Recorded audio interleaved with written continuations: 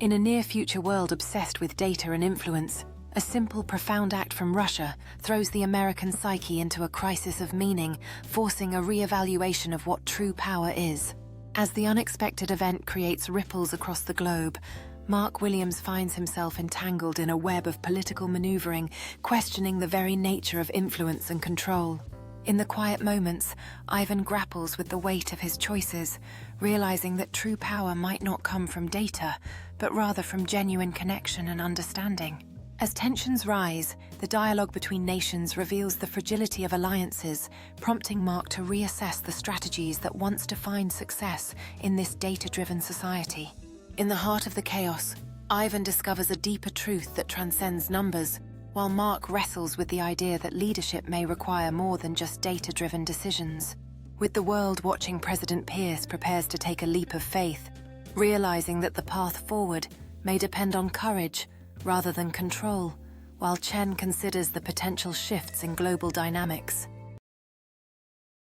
In the White House Situation Room, the atmosphere is calm, as screens illuminate the walls with stable readings, news feeds, stock tickers, and social media sentiment graphs. Mark Williams, sipping coffee, can't help but express his boredom with another day of mundane updates, noting the slight dip in Russian markets and the lackluster performance of their latest propaganda film. President Pierce acknowledges this stability, asserting that the only exports from Russia are cynicism and natural gas, when suddenly an aide rushes in, confusion etched across his face, announcing an anomaly. As the aide stands at the entrance, his nervous demeanor contrasts sharply with the composed environment, drawing the attention of both Mark Williams and President Pierce. The tension escalates in the room, with President Pierce leaning in, his curiosity piqued, and a furrow forming on his brow, eager to hear details about this unexpected disturbance in their otherwise stable situation. Scene 2 on International Space Station. Continuous Ivan Petrov, in a Russian module, looks out at the Earth. He ignores a tablet filled with mission protocols.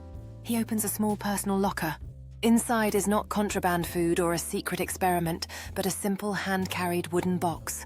He floats to the main observation module, the cupola. The American and European astronauts watch him, curious. American astronaut: Ivan, everything okay? You're off schedule. Ivan, smiling softly: schedules are for Earth, for those who count seconds instead of living them. He opens the box. Inside, nestled in velvet, is a single perfect hand-painted Matryoshka doll, a nesting doll. The outermost one is a depiction of Mother Russia. He doesn't speak. He simply opens the window's external hatch. The emergency alarm begins to blare. American astronaut: Ivan, what are you doing? That's a breach protocol. Inside the White House Situation Room, screens flicker with alarming data as Mark, an anxious analyst, reveals an unexpected threat from the ISS's Russian module. It's a doll painted to look like a weapon. President Pierce struggles to comprehend the bizarre situation, asking if it could be a satellite killer, while the room buzzes with tension and confusion as everyone grapples with the reality of an armed doll in space. As Mark frantically explains the spectral analysis, President Pierce feels the pressure mounting, realizing that this unexpected weapon could lead to unprecedented chaos in international relations and security. With disbelief etched on their faces, the team watches the chilling image of the doll in orbit, realizing the gravity of the situation and the potential crisis that lies ahead. Suddenly, President Pierce's authoritative voice pierces through the chaos, calling for immediate action, while Mark shifts gears, focusing on developing a strategy to bring the situation under control. As the team unites in a collaborative effort, ideas fly around the room while President Pierce remains focused, aware that every decision made now could alter the course of international relations. As the news panel debates the implications of the space doll, some experts appear incredulous, while others passionately defend its significance. In an observatory, excited scientists gather around high-tech telescopes, eagerly capturing the delicate dance of the space doll as it twirls gracefully against the starry backdrop. News anchors stumble over their words as they grapple with describing a cultural act, a piece of folk art now in a stable low-Earth orbit. Twitter explodes with memes flooding the internet as #SpaceDoll trends worldwide, while American officials express frustration on news panels, labeling it a meaningless, dangerous stunt. In contrast, Russian officials offer cryptic, smiling interviews, suggesting deeper meanings beyond spreadsheets. Scientists are captivated as the doll, perfectly balanced, begins a slow, silent ballet around the planet, becoming the simplest satellite ever launched, visible with telescopes.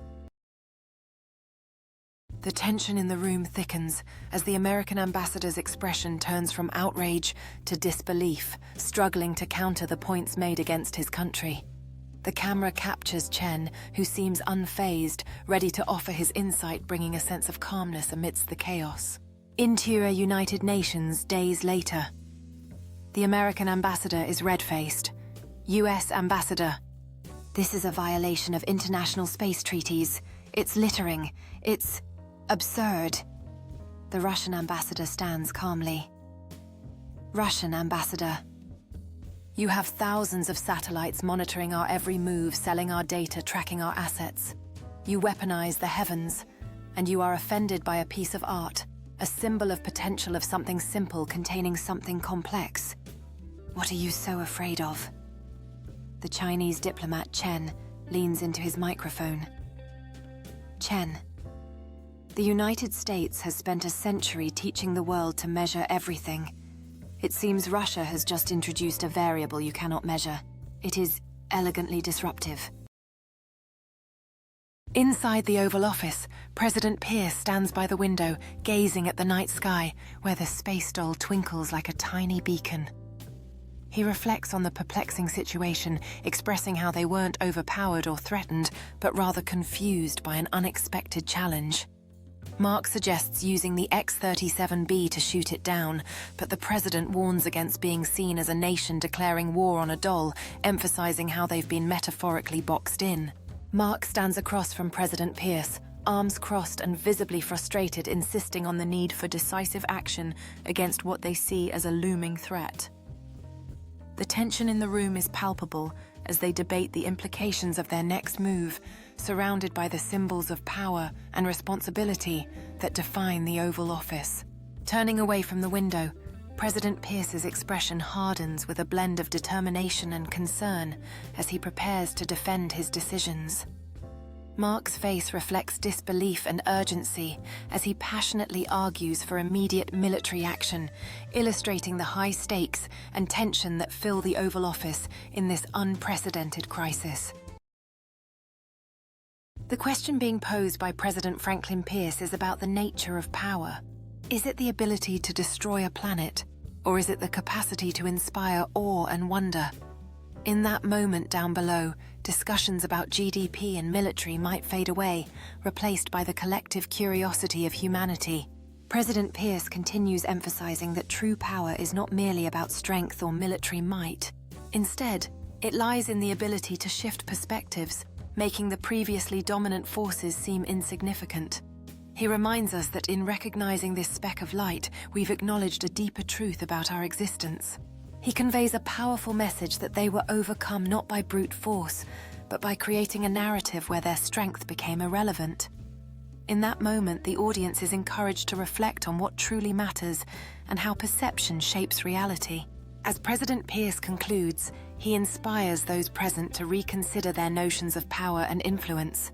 In this moment, he ignites a spark of curiosity and reflection that transforms the room, leaving everyone pondering their role in shaping a better future. The Matryoshka doll, a tiny hand-painted figure of a woman, tumbles slowly end over end. The sun glints off its varnish. Behind it, the complex metallic and expensive architecture of the International Space Station looks almost clumsy by comparison. Behind that, the whole of Earth, America, Russia, all of it, hangs in the infinite blackness, silent, beautiful, and utterly indifferent to the concepts of overcoming and winning. The doll just spins, a silent, unanswerable statement. As the Matryoshka doll continues its slow rotation, stars twinkle in the distance, casting a magical glow on its painted exterior. Below, Earth appears as a fragile jewel, its beauty contrasted against the endless dark, a stark reminder of our existence amidst the cosmic indifference. The doll drifts closer to the International Space Station, its intricate craftsmanship highlighted against the backdrop of cutting-edge technology. Inside, an astronaut peers out, mesmerized by the sight of Earth, where the Matryoshka doll becomes a symbol of humanity's fleeting presence in the vast universe.